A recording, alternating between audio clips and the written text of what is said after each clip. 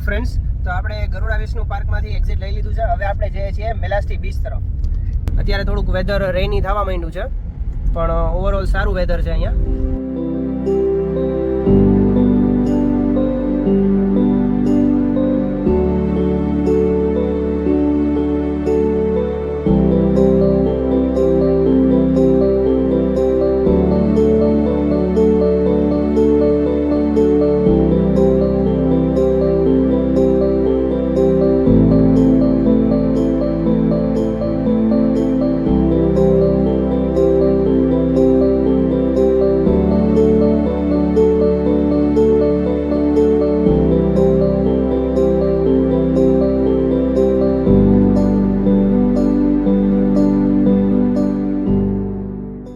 આવી ગયા છીએ આપણે આપણા નેક્સ્ટ ડેસ્ટિનેશન પર, મેલાસ્ટી બીચ.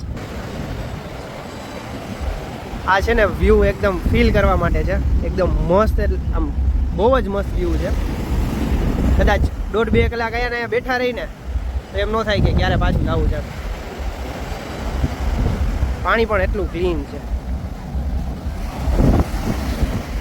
આમ બ્લુ કલર, તમને આમ બ્લુ કલર જ દેખાય એમ.